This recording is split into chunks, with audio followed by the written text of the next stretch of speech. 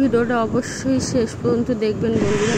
দেখুন বন্ধুরা, আজকের লাঞ্চ চিকেন করব, কচুরলতি আর বাটার পনির হবে, পটল ভাজা হবে, আর এটা চিকেনের আলু আছে, চিকেনের পেঁয়াজ আদা রসুন আছে। আজকে দুপুর আর বেশি কিছু রান্না করছি না, কেননা রিয়ারা তো কালকে লেক টাউনে গিয়েছিল, তো ওখানে খুব বৃষ্টি হয়েছিল, তো ওরা আসতে পারেনি, ওরা বিকেলবেলা আসবে। বাট আমি এগুলোই রান্না করছি, চিকেন ওই বাকি সব থাকবে, কেননা বিকেলে যদি ঠাকুর দেখতে বেরাই তো বেশি কিছু খাওয়া যাবে না, মানে ঘরের খাবার খাওয়া হবে না, এই জন্য বেশি কিছু রান্না এখন করছি না, এই কটাই রান্না করছি। ভালো থাকবেন বন্ধুরা। দেখুন বন্ধুরা, মায়ের খুব শরীর খারাপ হয়েছে, আর আমার রিয়া বোনেরও খুব শরীর খারাপ। এদের বাড়িতে এসে এরা খুব যত্ন করছে, আর আমাদের কিছু করার নেই, মা পাঠিয়েছে তাই আর না না এরকম কিছু না, বলছি মা পাঠিয়েছে তো আর মেয়ে এত যত্ন করছে। মায়ের শরীর পারলাম না, আমি এই মায়ের বাড়িতেই চলে এলাম। না এখানে জিনিস আছে, আমি যেই শুনেছি আমার তো কাজে মন বসছে না কিছুতে। আমি বলছি না আমি ওখানে থাকবো না, আমি ওরা জিনিস করেছে। আর এদিকে তোমার জামাই বলছে চিন্তা করো না, আমি আছি, কোনো অসুবিধা হবে না। বাবা ওখানে না এও না, আর একজনকে শুনেছে আমরা।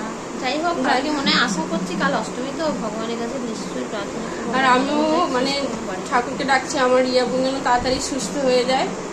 দেখুন সবাই ভিডিও করে সব শুয়ে আছে। হ্যাঁ, সেটা বুঝে ভালো ঠাকুর দেখবে একটুখানি, সে আমার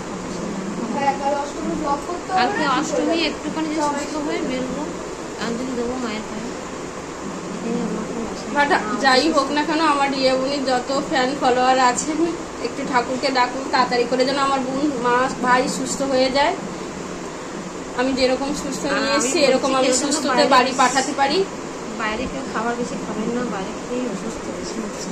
বাইরের খাবারটা খেয়ে ঘরে হালকা করে খেয়ে বেরোবে। ওই লেক টাউনটাই সব মানে হয়ে গেল, নাহলে কাল হয়ে গেল। যদি লেক টাউনটা না যেত এতটা অসুস্থ হতো না। মেয়েটা আমার এসছে আনন্দ দিতে পারতো, কত সুন্দর কালকে সে জেগে গেল। নিচে সবাই যাচ্ছে, খালি জিজ্ঞাসা করছে কে গো মডেল একদম। আচ্ছা এরকম আমার বোন তো বলছে বাবা কি সুন্দর দেখতে, আমরা তো হয়েছি সিনেমা করে এখন। আমি যে বাবা ও অনেক কিছু করে, কত অ্যাড দেয়, কত কিছু, ওকে সবাই চেনে। কলকাতা সারা কলকাতা দাপালো বলো। হ্যাঁ, আর এখন দেখো ঠিক হয়ে যাবে, চিন্তা করো না, তোমরা আশীর্বাদ করো, আমরা সুস্থ হয়ে যাই। বাট যাই হোক না কেন, আমি জানি আমার রিয়া বোনের অনেক ফ্যান ফলোয়ার আছে, সবাই কাছে ভিডিওটা যদি পৌঁছায় ঠাকুরকে ডাকি দুর্গা মা এসছে তাড়াতাড়ি ভালো করে দেবে। আর কালকে যদি অঞ্জলি দিয়ে আসবে, ঠাকুর সকাল রাতের মধ্যে একদম পুরো ফ্রেশ হয়ে যাবে, একটা ঘুম দিলেই ঠিক হয়ে যাবে। তাহলে এখানে ভিডিওটা বন্ধ করছি, আমি একটু দেখি আমার মাকে কি সেবা যত্ন করা যায়। আমি অনেকক্ষণ পরে এখন ঘরে এসেছি, ছিলাম না, আমি জানি না কি করেছে না করেছে।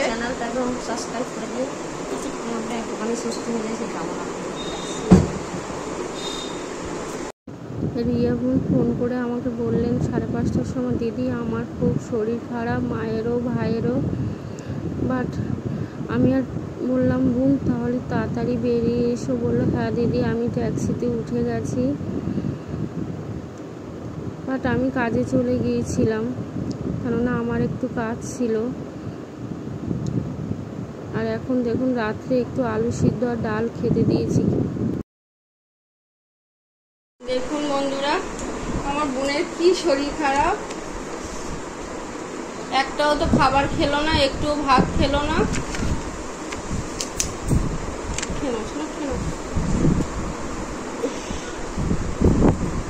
মাথাটা ঠিক আছে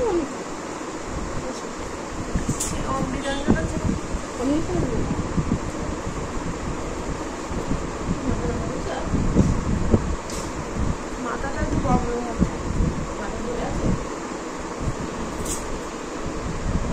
শুতে হবে না।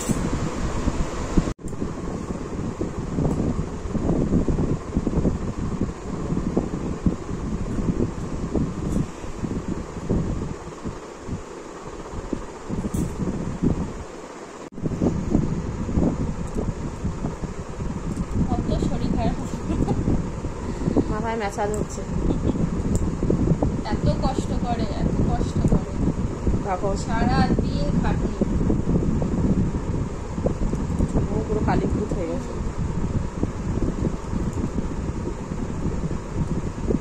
আমি তো এই 3 দিন হয়ে গেল তো সে একভাবে মানে বাইরে বাইরে কষ্ট করছে, ভিডিও করছে সারাদিন, আবার রাত্রে বসে পুরো এডিট করবে। রাতটা কোথায় সব দেখি হচ্ছে, ভাই পাশে আছে, কুটকুট করছে। হয়তো ভাতটা পেটে পড়লো, তো কিছুই খেলো না।